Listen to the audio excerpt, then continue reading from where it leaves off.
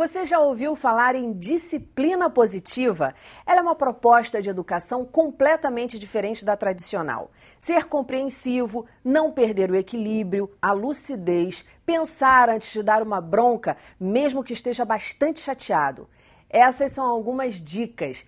Muitos vão dizer, falar é fácil, e é exatamente por isso que eu vou começar um debate agora com quem é craque no assunto e aplica a filosofia. Então não desgruda, está no ar o Educação.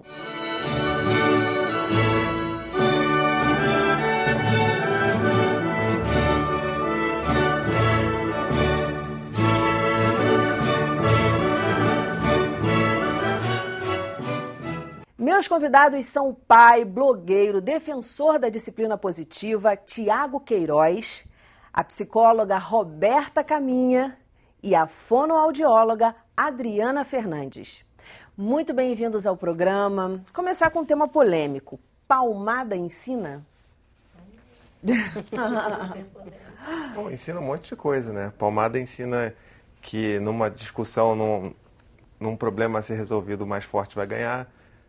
Ensina que a violência é algo aceitável dentro da nossa sociedade, tem questão de naturalização da violência, então ensina um monte de coisa.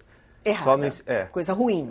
Só não ensina que a criança não deve fazer aquilo ou aquilo outro, uma coisa que, por exemplo, só não vai ensinar a criança a não puxar o rabo do gato porque não é legal e vai machucar o gato. Vai ensinar ela a não puxar o rabo do gato porque ela tem medo de apanhar do pai ou da mãe, né? Uhum. E quando essa ameaça não estiver por perto, tudo é possível? Sim, porque o problema é ser pego, né, nessas horas. Entendi. Então... Agora, o que se fala muito é que gritar pode ser tão... E você fala isso no seu blog, Paizinho, vírgula, que eu adoro, sou fã. Obrigado. Você fala isso, que o gritar ele pode ser igual ou pior do que o castigo físico. Sim, porque tanto o castigo... A punição psicológica como a punição física, elas são muito ruins. Então, quando você grita, você bota a criança numa situação de humilhação, ela se sente humilhada, ela se sente julgada, ela se sente não amada. Então, que é mais ou menos a mesma coisa que uma criança que apanha, né? Então, na verdade, a coisa psicológica ela pode ser tão mais forte, mais intensa do que a agressão física, que existem relatos de algumas crianças que às vezes pedem para apanhar do que passar por toda aquela situação de humilhação que um pai ou uma mãe pode submeter a uma criança. Uhum. E a gente, a Adriana tem um projeto Afetoterapia que é baseado no afeto, a palavra já diz, que é muito legal. O Roberto também tem uns vídeos na internet super interessantes e vocês falam o tempo inteiro disso. Quer dizer, a fala e o que o Tiago está dizendo pra gente, ela muitas vezes é uma tortura. Né? É isso que a gente pode falar também. Ela é uma violência, né? A gente vê isso até em relação à mulher, né? A agressão contra mulheres.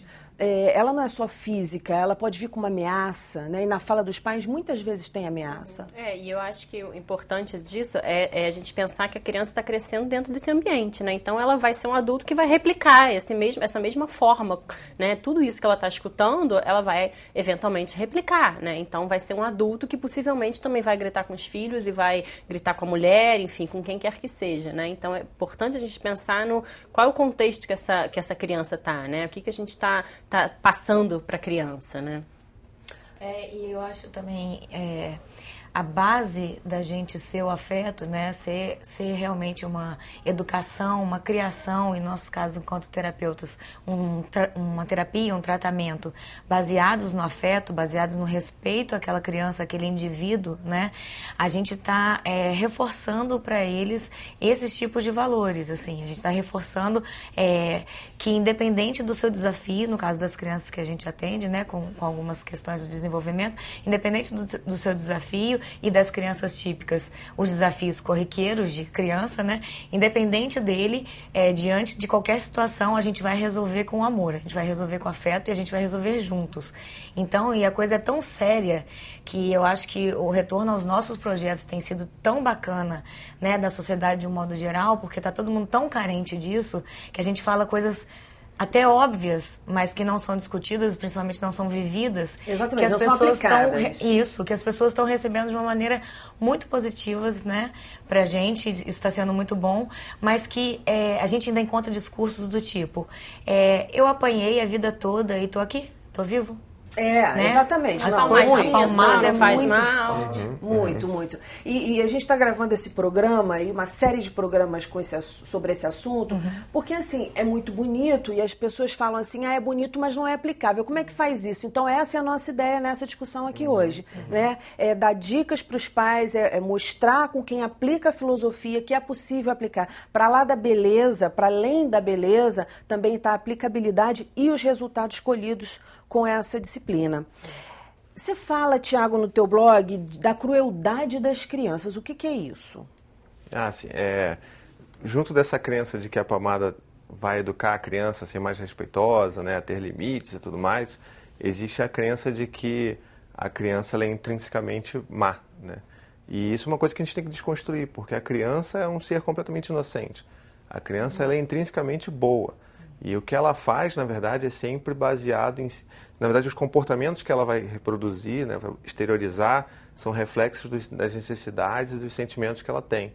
Então, quando você... E isso é uma das coisas que a gente mais critica, não só na palmada, mas nos castigos e todas as formas punitivas de educar crianças, é que quando você reage a um comportamento, tipo punindo ou batendo, você está atuando só naquela... Tipo a pontinha do iceberg, né? Você está só ali atacando o comportamento, mas a criança continua ainda com um monte de deficiência de necessidades que ela tem ou de sentimentos que ela está sentindo que ela não consegue lidar e a única maneira que ela tem de extravasar aquilo é através de um comportamento que você está, tipo, silenciando. Então, na verdade, você tem que olhar por trás do comportamento e é só assim que a gente vai conseguir ajudar os nossos filhos a crescerem, se desenvolverem emocionalmente saudáveis. E aí, para quem pensa assim, a criança não é cruel, não. Se a pessoa tá feia, ela fala que tá feia. Mas é porque para ela isso é natural se expressar, não é para ferir a outra pessoa, né? Ela não tem aquele verniz da sociedade. Isso ela vai observando ao longo da vida. Mas se tá feio, ela vai dizer que tá feio. Se não gostou, ela vai dizer que não gostou. Se encher o saco, ela vai querer. E aí eu queria conversar com vocês a respeito disso também. Ela vai querer, de repente, dar um tapa porque tá chateando ela. E como é que é isso? Como lidar com essa agressividade do filho? Eu sei porque é um tema também que é recorrente aí do trabalho de vocês. Eu acho que essa questão... Tem muito também do respeito, né? A gente ensina muito através do modelo. Então, se a gente respeita a criança, ela vai tender a respeitar a gente porque é assim que ela está aprendendo que a gente se relaciona dentro da casa. Então, se ela fala que ela não quer toque, que ela quer ficar sozinha, o Dante, por exemplo, meu filho mais velho, tem 3 anos. Então, ele já está numa fase que às vezes ele fala, não quero ninguém, não quero você, não gosto de você, quero ficar sozinho. Então, por que eu vou brigar, bater boca com ele, insistir que ele tem que me aceitar, que ele tem que me amar porque eu sou o pai dele? Não, vou respeitar aquele momento que ele está com muita raiva de mim e ele vai ficar no canto dele. Quando ele estiver bem, ele vai me procurar. Então, ou eu vou esperar um tempinho e aí eu vou tentar reconectar com ele. Então, essa questão do respeito é muito mais... É um negócio que eu costumo dizer que é tipo, não levar tanto pro lado pessoal, sabe? A gente, quando tem filho, a gente começa a levar tudo pro lado pessoal. Então, se ele fala alguma coisa, ele me atacou, ele tá me desafiando, sabe? Tipo, ele é uma péssima criança. E não é. Sabe? Tipo, ele está sendo só transparente com o que ele sente. Essa coisa do respeito, eu acho que vai em todas as coisas, pequenas coisas do dia a dia, assim. Então, uma coisa que às vezes a gente faz muito é de dar um beijinho na fulaninha, vou te dar um beijo. Você vai lá e dá um beijo. Pergunta, posso te dar um beijo? Posso te abraçar? Às vezes a criança não tá afim. Ela vai falar, não, você então tá bom, beleza. E aí depois pode até ser que ela venha espontaneamente e te dê um beijo. Né? Então são coisinhas simples no dia a dia que você tá mostrando um respeito, né? E aí fica essa relação de confiança com a criança. E para as pessoas que estão ouvindo e falam assim, mas aí vai ficar uma criança mimada, cheia de caprichos, sem limites, achando que pode fazer isso com todo mundo. O que vocês respondem? Eu acho que essa é a principal crítica, na verdade, né? A disciplina positiva a esse tipo de abordagem. É justamente isso. Como assim você vai empoderar tanto essa criança a ponto dela decidir tudo, mandar em tudo, mas quem manda sou eu, quem manda é o pai e a mãe. Eu acho que essa é a maior crítica e é o que a gente mais tem tentado mostrar os resultados das crianças, né? Dessa nova abordagem, para verem que, pelo contrário, são crianças muito mais respeitosas e muito mais elas, né? E não embasadas no que o outro pensa ou na resposta ao outro. Então, são crianças com e futuro adultos, jovens e adultos, com uma resposta à sociedade muito melhor do que as, né, as pessoas acham que é muito vai ser muito permissivo, né? A criança não, você vai dar um limite, só que você vai dar um limite com respeito, né? Então você vai falar, olha, eu te amo, mas não pode fazer isso. Né? Não é simplesmente você vai deixar a criança fazer tudo, não. Explicar também. Uma coisa envolver que eu sentia a criança. Muita falta quando eu era criança era da explicação, do não. Então eu lembro que eu recebi um não, aí eu falava assim, mas por que não? Aí eu recebia como resposta, por que não? Aí eu brincava assim, mas por que não, por que não? Aí, por que não? Aí eu ficava, mas por que não, por que não, por que não? Você devia ser uma criança... Eu já tinha recebido 3 vezes o não. Não, eu sempre fui questionadora. E às vezes eu ficava assim, até o momento que eu recebi uma ameaça. Olha, aí eu já parava, por que não? E eu ficava sem saber o porquê não, porque era importante entender, né? Entender é super importante. Isso que você falou é genial, porque existem crianças mimadas? Existem. Mas são aquelas crianças que eu acho que não tem limite nenhum, que acham que assim podem fazer absolutamente tudo. E o que vocês estão falando é de dar um limite com amor, com respeito, com carinho, com educação. Isso. Não é isso? Bebê que recebe muito colo fica mimado, falando em estar mimado? Não. De forma alguma. Você não estraga alguém por dar muito amor, sabe? Por dar muito contato físico. Você mima quando você compra presentes para suprir uma falta de presença que você tem, uma falta de vontade de se conectar com seu filho. Aí você entope a criança de presentes, deixa ela fazer o que ela quiser, porque você se sente culpado, porque você está trabalhando muito, e aí você deixa ele ver TV o quanto quiser, deixa comer a porcaria que ele quiser. É isso que é estragar a criança, não, sabe? Tem um pediatra espanhol chamado Carlos Gonzalez, ele fala um negócio sensacional, que ele fala, se você for em qualquer presídio, em qualquer cadeia, você não vai ver as pessoas presas lá porque foram amadas em excesso pelos pais e pelas mães.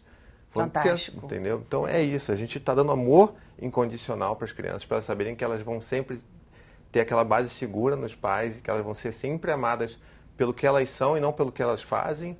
E, tipo, não tem como isso estragar um ser humano. Ainda mais o bebê, que tem uma necessidade sensorial mesmo, de estar no colo, do tato, né? O bebê precisa disso. Porque tem, inclusive, um livro que fala como as crianças francesas, né, são educadas. E fala assim, não, tem que deixar chorar para poder não ficar manhoso, né? Aí chora, recebe o colo. Não, então deixa chorar. E aí que vocês estão dizendo, não deixa chorar. Chorou... A única forma de expressão do bebê é o choro, né? Então ele está mostrando que ele tem uma necessidade. Se a criança chora e ela não tem uma resposta, alguém não chega para resolver, digamos assim, o que você está ensinando?